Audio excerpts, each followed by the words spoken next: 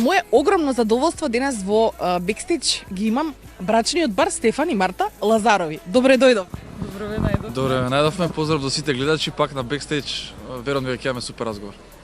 Како се чувствувате? Постојано нешто во некои фреквенции, во некои гужви, дури ми велите сега ќе снимаме и веднаш стануваме, одиме на состанок, а не снимаме баш рано, па ме интересира. Не, види, се договаравме нели да го снимиме интервју, меѓутоа се случи трагедијата во Кочани и баш поради тоа и рековме дај забавниви интервјуа малце да ги одложиме. Тука сме за бекстејдж, секогаш сме биле и можеби сега е правиот момент. Најпрвен за нашите гледачи, специјално уште еднаш за оние кои што не знаат како почнува вашата љубовна приказна. Еве, јас лично не знам баш. Јас би сакал Марта нешто да кажува, затоа што кога и да се појавиме на интервју, цело време јас зборам и на крај кога го гледам и кажам Марта кажи нешто. Добро, таков си ти. Јас сум поќутливата меѓу нас двајца. Не, баш ме интересира. Како започна нашата приказна? Кога се запознавате? Која година? Колку траеше врска? 16-та, врската траеше, запознавањето траеше 2 дена и врската почна 3-тиот ден, официјално. Каде се запозна? Преку ми пиша на Facebook. И Допаја од новава генерација. да, од новата генерација и почнавме да се гледаме и одма се вклопивме некако. Кикнавме. Имаме една интересна приказна. Си ми пишал? Не, за третиот ден. Значи, 2016 година, ако ти текнува, се случија земјотресите. Последните тие имаше баш не знам колку рихтери беа, кај нас. И јас и Марта Евакуира масовно луѓе през гради стоја, се сеќава? Ете така. Јас и Марта излезени на трет дејт како ќе му дојде. И кај ќе одиме во парк. И тогаш на Кеј имаше еден ресторан кој што беше со дрвена конструкција. Да, високо. Дрвена конструкција, меѓутоа како се качуваш по скалички, не си на површина си, малце на платформа. И почнува да дрма. И сега можеш да замислиш прв дејт, прво излагање, почиња да дрма, ќе се гушнеш. Значи мене земјотресот малку ми помогна, меѓутоа сите го доживеа земјотресот многу страшно, а нас ни беше многу смешно, затоа што можеби Кеј е најдоброто место каде што можеш да се најдеш кога има еден земјотрес. Да. Така што ете ти е интересна приказна на нашето запознање, тоа не се случи трет ден и земјотресот нас ни помогна да се зближиме повеќе. Мене е интересно да прашам, што ти пиша прв пат кога ти пиша? Здраво, убавице, лепотице? Па јо. Здраво, лепотице. Еј. Не можеш да се сетиш? Марта, Не, он ми имаше пишано 2 години, уствари пред тоа, у 2014-та, сме направиле некој краток муабет, Кажи што се. правиш, како си, од кај си.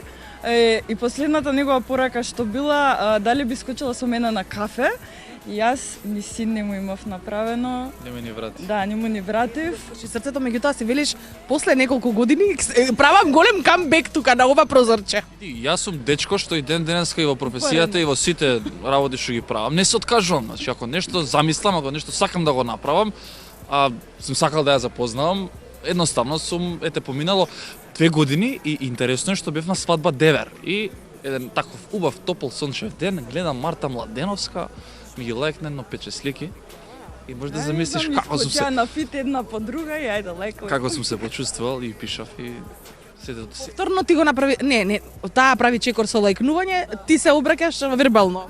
Од 2014-та Инстаграмот се уште не беше актуелен.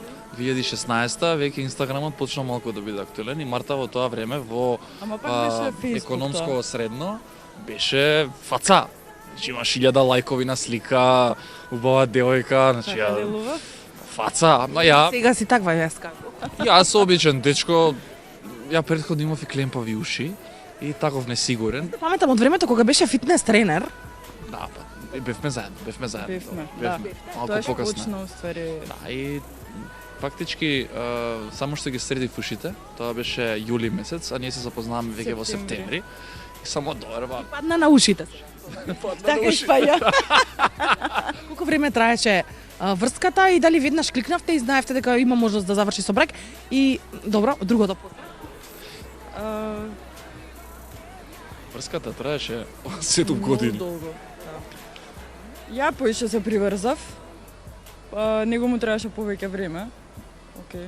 Види, ние се запознавме реално во години кога си многу млад. Јас имав 19, а имаше 16 години, во кои што се уште не знаеш што сакаш со животот. Значи имам поминато многу работи. Јас сум бил секогаш по тие 2-3-4 години први, не знаеш што сакаш, дете, незрел. Ама меѓутоа откако се случи короната, многу не спои.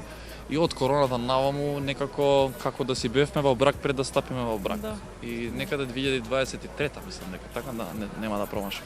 2023-та. Да. Пред да стасеме до 2023-та, дали имавте некакви, ќе речам, паузи, раскинувања, кавги? Сигурно имало нешто? Имало. Види се. Пак ќе кажам, се случуваат тие работи, баш Кој прв се јавува по такво? Зависи. Некојаш он се јавувал, некојаш јас сум се јавувала. не сме имале ние его помеѓу нас двајца никогаш. Дури кога се случувале лоши работи сме разговарале за се отворено, најискрено. Тие разделби биле на смирен начин. Не било И со... баш поради тоа што сме биле во години кога се бараш не само на емотивно поле, на професионално поле. Јас се вработив во еден ТВ, ни се раздвоја патиштата во еден момент. Таа студираше, па прекина да студира. На попатот на звездите ти сакаш да ми кажеш и сега што се случи? Звезди во Македонија нема, тргнав по патот на медиумите. Не, види, таков беше тој период за мене, искрено. Значи, вработувањето во еден ТВ беше целосна промена на нашиот начин на функционирање и тогаш беше тој период кога Мислеше кога бевте одвоени? секогаш сум ја мислел, секогаш сум ја сакал и никогаш не сум престанал да ја сакам, иако имаше период кога раскинав. Да. Сме збореле за тоа јавно, мислам, не е проблем, меѓутоа и тие моменти пред да се случат сме ги разговарале заедно, немало криење. Кој прв се решава на чекор брак, чија беше идејата? Веројатно твоја, но еве да кажем. Моја беше идејата. Јас не ни очекував. Ние секогаш зборувавме дека ќе почекаме за таква работа, млади сме, значи колку имаше 23, а имам 25 кога ја побарав. За 2-3 години 27. Јас ја побарав нејзе, ми беше тригер Камп Ноу, Барселона. Се уште се гради, сега ќе завршат во септември. Тоа е пред 2,5 години. И тогаш си реков сега имам шанса годинова, одевме на утакмици. И сакав да го направам баш во Барселона, таму да го направам. Ше спектакуларно да биде. Спектакуларно како се што правиме, мора да сите да видат. Се шегувам. Ми беше многу кеф, не знам така некако го доживав моментот, дај викам да не го правам во кафана или не знам каде, да го направам таму. Го направив таму, ако не го направив тогаш, ќе требаше сега, значи ќе требаше да чекаме да го направат. Така што моја беше идејата. Какво беше чувството кога го направи тоа бидејќи немаше појма, нели?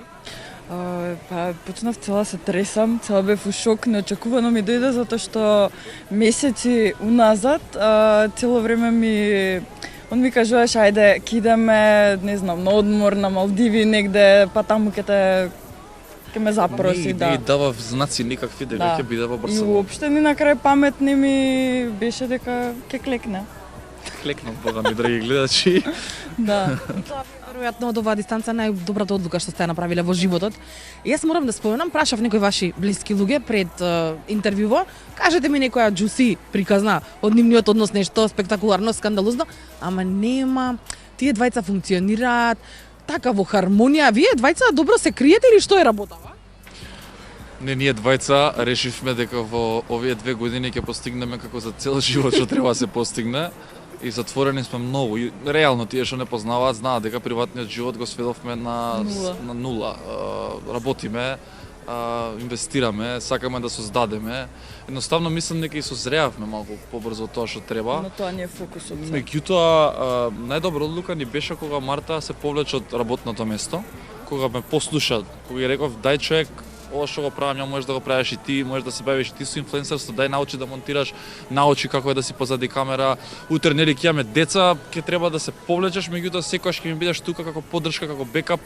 Мислам, децата нема да значи дека ќе се повлече за цел живот, меѓутоа подобро е кога градиш еден бизнис кој што е фамилиарен бизнис, кој што ти носи да бидеш заедно во тоа. Трудите исто време. Тоа не значи дека утре ако Марта има некоја желба, ја нема да ја поддржам во ситуацијава. Кога ги споредивме мојот бизнис и незиниот бизнис, апсолутно мојот бизнис носеше многу повеќе и го видовме потенцијалот пред 2 години колку можеме ако сме заедно. И јас мислам дека главната точка за растот на се ова што го правиме е Марта. Тоа што луѓето не го гледаат. Морам да споменам да таа се грижи за техничкиот дел, сето она што е позади камерите на подкастот кој што го правиш и го водиш. Како се снајде тешко ли ти беше, билејќи нели од малечка, не знам дали ти било љубов и да монтираш и да се занимаваш со такво нешто, што работеше претходно? Претходно работев година дена во архитектонско студио. И тука до моментот кај што Стефан ми предложи да почнам да работам со него. И брзо научив и да монтирам. Малце се мачев на почетокот. Ја бива бе. Ама се уходов брзо и програмите исто све тоа не ми беше воопште комплицирано, па Види, она монтираше на мобилни апликации претходно. ја и денес си монтирам некои кратки видеа на CapCut, пошто е брзо, одма, лесно, али за некои комплицирани видеа. Јас бев во ситуација со новиве опции за стримање, монтажери, камермани, тонци, луѓе што работат во телевизија не може да се снајдат. И единствено луѓе што ги познаваат овие нови програми се деца. А јас бев во ситуација ти ќе најдеш дете да вработиш, меѓутоа е дете и ти не можеш да очекуваш стабилност од дете. Тешко е да најдеш човек кој што е стабилен, кој што ја знае работата. Јас за да можам да се посветам на интервјуа, знаеш колку е нашава работа напорна и треба да си постојано активен. Кога работиш со луѓе, едноставно е непредвидливо. Непредвидливо и може да те остави буквално во момент и тоа ми се случи тогаш. И реков на мојата да откажувај се, седим да научиш Streamlabs, за утре баш од тој аспект кажав, за утре дете да имаме, ќе можеш ти да обучиш друг и јас никогаш повеќе нема да имам проблем од аспект на тоа да бидам во ситуација да не знам кој да ми работи во позадина. И искрено многу добро се снајде. Сега тука знаеш како не е нашава поента само програмот и монтирањето. Поддршката јас која што имам, луѓето го гледаат Лазаров напред на камера, на каналот и на сите тие проекти. Меѓутоа, верувајте ми, значи да не е Марта, да не ме поддржи, да не ми даде ветер во грб, ништо тоа не може да функционира како што функционира. Понатаму еден од најдобрите подкасти во Македонија, еден од најгледаните. Неколку пати добиваш и награди за најдобар подкаст, на неколку манифестации. Што мислиш дека е твоја главна карактеристика која што те доведе до тоа? Дали е тоа фокус, дали е тоа дисциплина, дали е преголема желба за успех и да се направи нешто поразлично и да се биде, ајде да кажем, пионер во тој правец? Па ја мислам дека се е тоа. Кога ќе го склопиш, ти го одговорив. Се во едно. Започна со голема желба за успех, продолжи со константност и продолжи со квалитет, претпоставам. Види, јас сум многу среќен човек од аспект што луѓето го препознаат тоа што го правам. Знаеш дека во Македонија е многу тешко да стекнеш публика затоа што сме мала држава, те познаваат луѓето, завидливи се, љубоморни се, тешко е да те засакаат. Претпоставувам дека тоа успев да го направам. Сега подкастот како подкаст е формат колку поатрактивен гостин, поголема гледаност. Меѓутоа со тек на време се научија луѓето да го гледаат. Сега морам да спомнам дека огромен удел во сето имаше и Зоки. Самиот концепт со Зоки, јас сам во понеделник, па после 3 дена со него им даваш сериозен концепт, па после 3 дена се зезаш, пееш, викаш, урлаш. Самиот момент на ние станавме фамилија, заедно со него, со Марта, со дечкото што ни работи. Ние од прв ден тоа него работевме како не знам, многу професионален медиум, туку љубов ви беше забава, уживав се додека го правев. И се уште е, значи ние две чекавме кога ќе влезе Зочко во студио, кога ќе седнеме со Марта, ќе се замуабетат во сред подкаст многу пати. Знаел, она додека ги менува камерите, се сврти, ќе си прави муабет. Да. Зоки знаеше што сакаат луѓето, што сакаат да прочитаат, да видат, да слушнат, што пали едноставно тригеров на народот. Го знаеше бидејќи цел живот работеше во тоа. Јас почнав реално бев многу неискусен. Значи мене ми се случи првиот проблем со Латас на првиот подкаст. Значи јас бев едно дете кое што сакаше да успее, реално пред 3 години. И јас слободно ќе кажам сега дете затоа што искуството кое што го стекнав овие 3 години како за 10 и кога се сетам, мене советите на Зоки во клучни моменти мене многу ми помогнаа и самиот момент тоа што реално таа повозрасна публика јас ја добив од Зоки. Таа млада публика Зоки ја доби од мене и ние направивме еден совршен спој. Кога велиш за 3 години созреав како за 10 поминати, дали мислиш дека вака од денешна перспектива можеш да контролираш се што се случува во подкастот или сепак имаш и позитивна трема кога почнуваш, зависи од гостинот, нели колку е контроверзен и слично, имаш ли уште така некој немир од внатре? Па сега знам многу подобро да го контролирам се тоа што не сум знаел, меѓутоа не можеш да ја контролираш секоја ситуација. Одиш во живот, не знаеш што може да се случи, не знаеш што може да каже. Кога ми се случи латас, адвокат ме советуваше да си ставам дисклеймер пред почетокот на секој подкаст дека се оградувам од ставовите на гостинот. И види, мислам дека со тек на време, знаеш како стекнуваш искуството, се повеќе те гледаат луѓето и дека те познаваат и може да очекуваат како да изреагираш и точно веќе знаат каде ти грешиш, каде правиш наивна грешка. А тој прв подкаст таму кога не те познава некој, те гледа прв пат, си ствара за тебе погрешна слика. Имаше успешна соработка, релативно успешна, прилично, да кажам, со Боки 13-ка. Јас мислев дека и тие подкасти беа едни од најгледаните, бидејќи сите чекаа да видат што има да каже, нели, од како излезе од таму, од каде што излезе, но потоа направивте и караван, нели, делевте награди кои што беа така, мислам, прилично вредни, немало такво нешто досега кај нас, и тоа на средина некаде одеднаш му ставивте рез, се прекина, знаеме што и како се случи, но во какви односи сте денес со Боки 13, што се случува и колку тебе те погодува што тој објави свој подкаст во истиот термин, во истиот ден кога го емитуваш и својот? Рез на проектот неам ставено. Тоа е мој проект и можам да ги израдам гледачите дека на 18 јуни некој од нив ќе добие стан. И може да учествуваат се уште на мојот Инстаграм профил, да тагираат пријатели, да ги заседат профилите на Лазаров подкаст.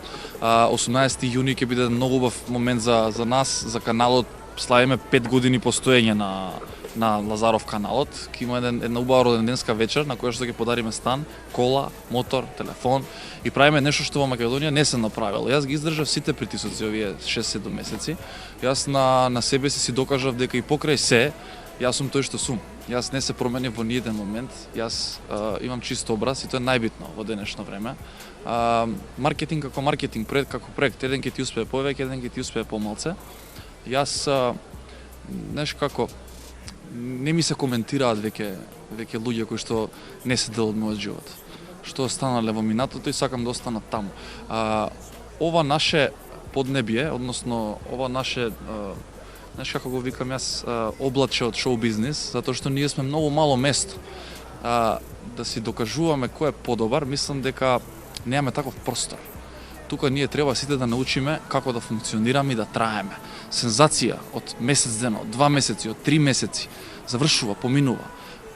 Тешко е, знаеш, има една песна Сладкар, еден дел вика тешко е да дојдеш до влијание, лесно е да дојдеш до внимание. Така што јас знам како терам, кој е мојот пат, нашиот пат. Луѓето што ги сакам и што ме сакаат се тука до мене. Другата работа ќе оставам на гледачите да коментираат. Јас сепак малку поупорно се ставам да вршам, бидејќи сепак работеше во неговата телевизија, тогаш ти беше убав период, имавте убава соработка, само ме интересира дали излегуваш разочаран од тој однос, извлече некаква поука, нешто научи, криво ти е, не ти е криво, се стабилизираше, тоа само ме интересира. Па види, со оглед на тоа дека на 18 јуни славиме роден ден, третата сезона на Лазаров подкаст е поуспешна од втората.